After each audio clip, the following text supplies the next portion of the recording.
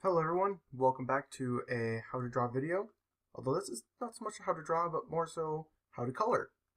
As the title should hopefully suggest, I'm going to be trying and coloring this week. That sounded really awkward. Anyways, I'm going to be tackling mostly digital this stuff. If there's time in the video, I'll also flip over to traditional. That or I'll just separate that out to a totally different episode in and of itself. Because they're both kind of big and important. But anyways, I'm going to be showing you 3 different ways of coloring. Well, let's just jump right into it. As you notice, I have 3 separate exact replicas of my face. No ego boosting here at all. And the first thing you should note is off to the side here, follow the cursor, follow the cursor. I don't know why I made it seem like you were 5 there. Follow the cursor. Anyways, always have it on a different layer. While you can do things on the same layer, it does make it a little bit awkward if you were to mess up, because suddenly you're having line issues. So throw everything on a different layer. It makes it a lot easier. Now for this, I actually have all the colors I'm going to need off onto this little palette to the side. In most cases, you're probably going to be picking colors or choosing them while you make them, or while you put them on. Anyways, let's just jump right in. So for this first one, I'm going to be showing you the bucket fill. Now the bucket fill is a very fast and very easy to use one. On SAI, as I have it here, oh geez, not legacy pen, what am I doing? On SAI here, it works quite well with just the pencil. But like how you work it is, well, let me show you a quick example with the ear here. You basically just outline what you want. And ignore that I'm going outside the lines here. This is no coloring book. I defy color book logic. So you fill out the image here, and you just simply bucket fill. And it fills in the entire thing, although you might have a little bit of mess ups here and there. And unless you're like me and it's super messy and it gets all over everywhere else, this is becoming a huge mess now because I have that little bit there that's white. Anyways, and it instantly fills it in and makes it very quick and easy to color in. Now, a couple of things that the bucket fill really doesn't do that well, though, while it is a very quick method and a very easy method to pick up, it doesn't really do the detailed stuff that well. You still have to outline everything, and if...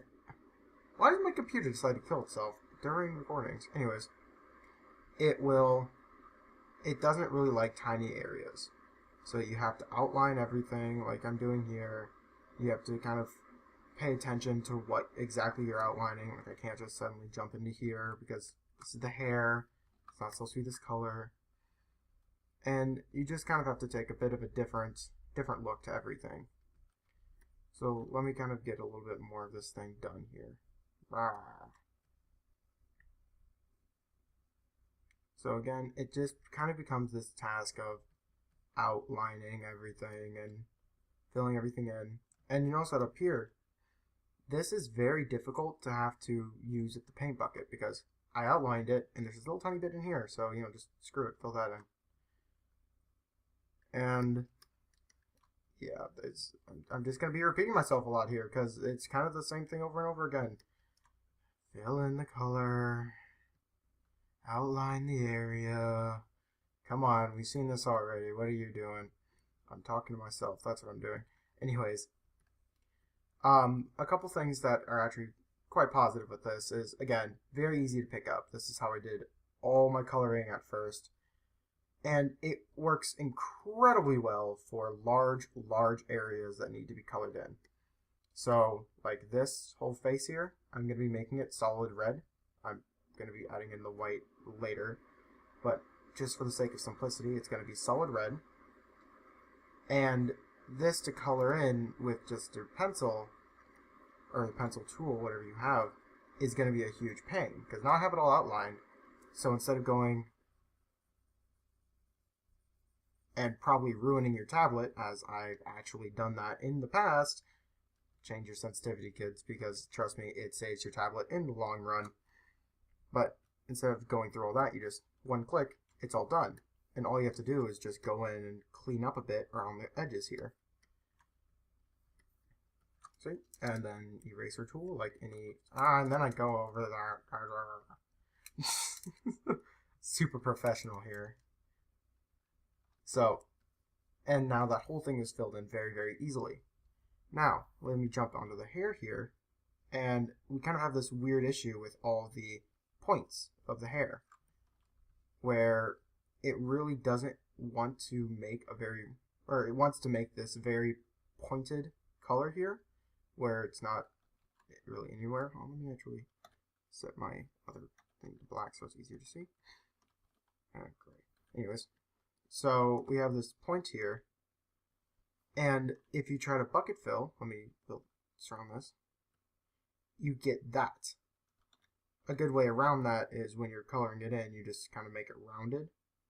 But then that's more care you have to take to it, which is what you're trying to avoid doing this style in the first place, where you bucket fill everything. Now, one more thing to note with bucket filling is it actually makes it more difficult to shade, because you're used to bucket filling, and unless you're doing cell shading, bucket filling is not that useful for shading. Let me finish up the hair on this part here, and then I will probably flip over to something else.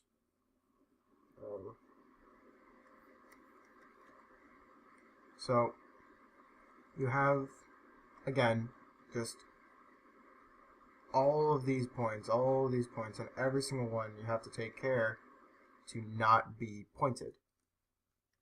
And also not be an idiot and go way outside the lines like I just did here.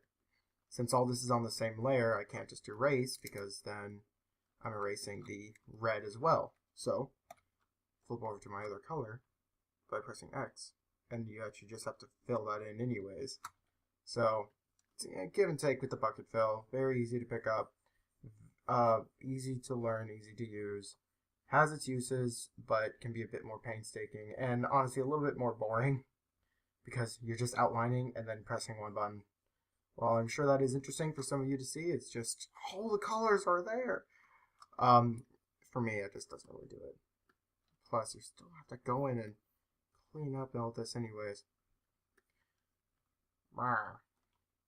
Now, before I actually kind of move on here, I should probably point out that for this character design, he has this white that's all underneath here and all down here. For bucket filling, it's not that hugely different. You just kind of make the outline of where you want it first. So, say I want it right here. And then you just outline the rest normally. So, you just simply follow the lines after that. So, it's not a huge amount different. You just have to do a little bit more freehand with the outline, or where the colors match or meet. Words are words. They do wordy things. Anyways, I'm going to do the rest of this in a time lapse. So, be right back. I want to get this whole thing done before I move on to the next one, and I don't want this video to go on way too long of me just coloring one face. So, one moment. Be right back.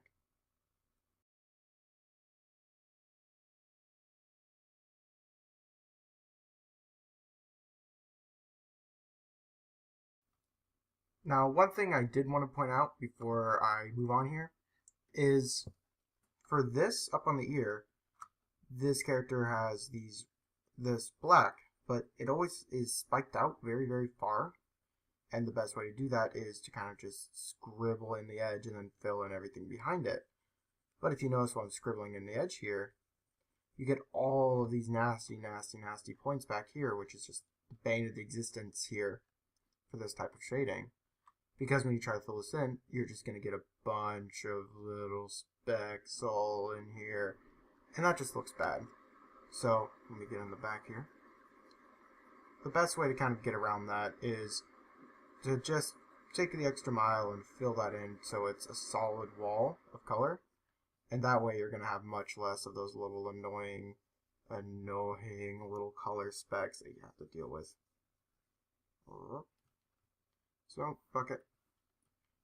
And there you go. This whole thing is bucket colored, except for the nose. What are you doing? Forgot the nose. Boop. Sorry. Boop. There. Done. Nose.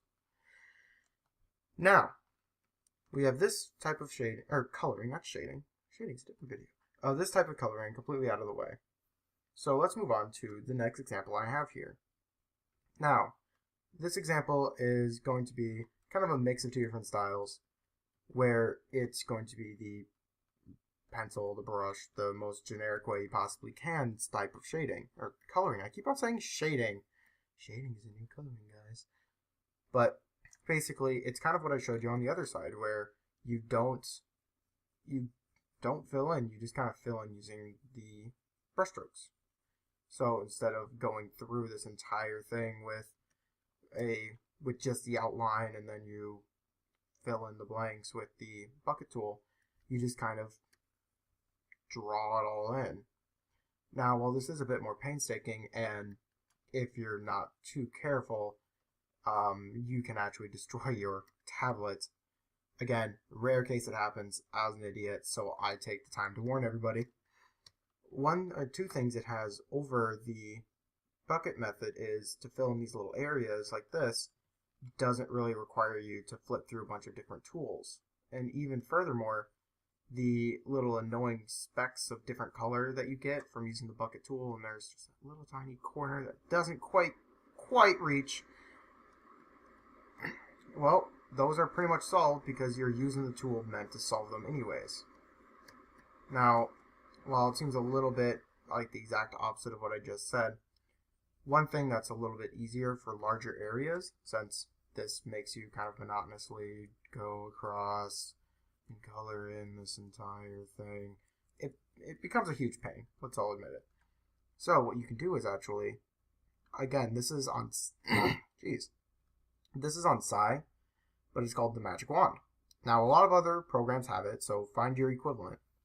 And you go up to the lineart layer for this specific one, it's over here, and you just simply select the areas that you want it colored in. So I don't want to forget these spots up here, this in the back, although I already are colored, but just for the sake of purpose. And then actually selection and increments, because we'll get into the details of that one later, but it helps fill in the edges so you don't have to go back over anyways. Then you reselect the pencil tool on the right layer, max out the size, and just fill in. Now this kind of is the best of both worlds, where you get this large area. While sure, you have to flip through a couple of tools, it's probably a bit easier than just outlining the whole thing. And you can get all the little tiny details in much easier. Now, the pencil tool is kind of the use for everything, so it goes in with everything. But say I wanted that white back under there, so I go back up to the lineart layer, reselect these two areas, increment once or twice so I have them right, and then I select the right color, and I can actually minimize the size a little bit so I can get this right,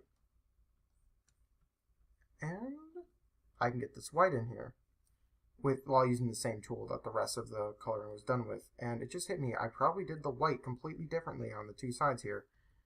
Oh well, who cares? No, don't do the angry and pitchforks thing in the comment section, please. That's not good. That's not good at all. So, kind of filling in the gaps here. Increase the size of the pencil and go to town, because I kind of created this buffer zone by doing the outline first. So I can get really in close without having to worry so much. And now I have all that done. Again, you can kind of do this for every single individual color that you need. So I need the color for all the hair. So selection increment a couple times, select the hair color, and then with a large pen, just simply go over everything. So I know that this color is getting exactly what it needs where it needs it. But you'll probably say, wait a second, you missed a couple things. Yep, you'd be right, I did. But not a huge issue. I can just go back in with a smaller brush and get that. Now, again, there's a lot of similarities between these two styles because they are quite similar. But you still get these little specks with the selector tool, which honestly I probably could have just ignored completely if I had gone over it first with the pencil, so me being lazy there. But over here you kind of have the same issues that you had on the other side, although admittedly here it is much easier just to use the selector on the whole thing increment it a couple times, and then take the pencil to it. So, you might be saying, there's really no differences here. Well, I'll point out one major difference right off the bat, and that one is actually that, it went by much faster. Did anyone else notice that? Anyone? Anyone? No? No one's paying any attention? Alright, anyways. It went by a lot faster. I got all this done in the same amount of time it took me to start up with the speed on the other side. So, you know, because I have a bit of practice with this type of coloring. I said shading again. Almost. Didn't quite. Then I pointed it out. Anyways. Because I practice a lot with this type of coloring, it makes me a lot faster at it. So this is why this is kind of my preferred method. Now, you know, there's times where the bucket fill works out much, a million times much better. But for most cases, it's generally this type of idea. Now, for this type of image in particular, there's not a lot of good examples of small areas where precise colors are needed. So, you know, I just ended up doing most of the select large area and click one button and then fill it in the slow way type of thing. And yeah, you're right, that wasn't so good for me. But I hope I kind of showed a good example, or at least showed something of what you can do with this type of coloring. And plus, I did all this in the same amount of time it took me to do the other one before time-lapse. So, you know, more power to you, whatever you want to do. Well, let's move down to this last one down here. Now, this one is going to be kind of a weird one for me to show, because I'm going to be showing the painted style. Now, I do a lot of painted arts. If you look at my Deviantart Furaffinity, you'll know what I'm talking about. But it's just kind of, oh, that's the liner layer. Don't do that, people. Don't confuse layers. But it's kind of difficult to show this because I have line art, and painted for me means no line art. But I figure I might as well show this off because it is a main form of coloring for quite a few people. You might be wondering, well, why are you showing it with line art at all if it works better without it? Well, because you can kind of get some interesting effects with it. So say, because you see it all takes a little bit of a gradient to build up it. Actually, admittedly, this is probably much easier to do with the areas selected, because that way I don't end up drawing all over the lines. So, now I'm not going to be jumping out of the line so much, but anyways. But you notice how it kind of builds up a little bit? I have to go over it 2 or 3 times. Let me show this again here. It just builds up slowly. Because of that, I can purposely leave some areas not so much there and get a bit more of a fur effect. Now, that might not be useful for you at all. Just period, that might not be useful for you. But that's because this is a coloring tutorial and not so much a shading. The thing is with the painted style is it lends itself to shading incredibly well while you're just simply coloring. You simply don't color so thick in some areas and you turn out with a much better result because you're able to get a better gradient on the shade. Again, all stuff we're going to talk about in probably the next video or the one after that. Depends on what ends up happening. Anyways, so all this, just kind of fill it in the same way as you do the painted style, because guess what? This is very similar to the painted style too. I know. It's all the same thing. Just pitchforks and torches. Just get it over with. But I think it's important to show these things. Now, the one thing that's very important to show off is when you're doing, especially with Sai, because it's super weird with painting sometimes. So I have the white selected, and I want to do this under area. Notice how it's not really going down. Well, that's probably because of the density, and I still need to fiddle with this thing quite a bit. Come on. Oh, no, not density. I'm such an idiot. Persistence. I grabbed the wrong slider. Calm down. Jeez. But I forget what I'm doing sometimes. But you notice how it kind of picks up the color and it moves it around a bit. And you can actually use this to get some really, really good effects. Now, for all the final arts I like doing in painted because it just simply looks cooler. Like this. Let me just kind of round out the edges for this a bit.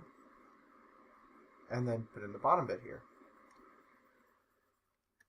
Now, while this isn't so accurate to the final thing, just this white bit, looks a lot more interesting than up here. Because you get a really nice shade and a really nice different colors for everything. And it just blends together. And it just simply looks better in the end. Now, of course, I just simply think it looks better. That's just completely subjective. You could say, oh, that looks horrible. What are you doing? Stop doing that. Well, you're going to sit through me doing this for a little bit while longer. Ha. Anyways, but I just think it looks really good. Now, for some characters, it's not going to look that good because you need to have really precise color changes, really set in stone. This is this color, this is this color. And the whole idea of a gradient like this simply isn't there. Like, if that's there at all, it's going to look bad. So then you don't do it this way. You simply find a different style that'll fit for the situation needed. Now, I'm going to be coloring the hair here next. And interesting stuff to point out about the hair. Again, increment. Might show that off at some point in the future.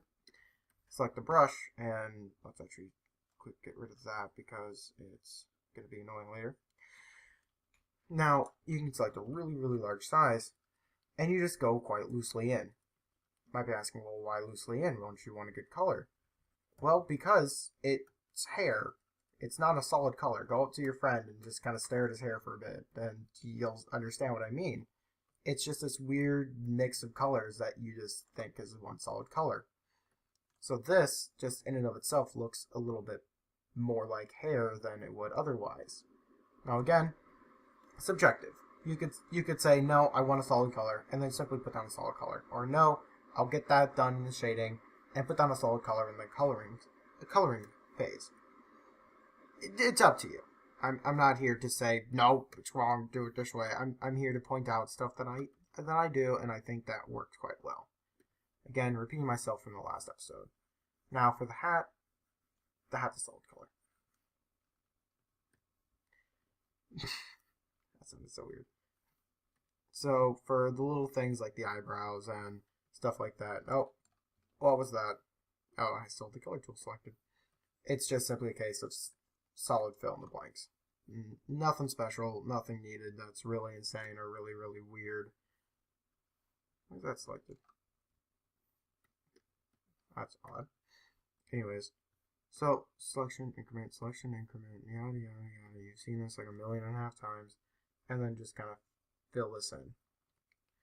Now I just have to get the eye. I don't know where I was going with this joke.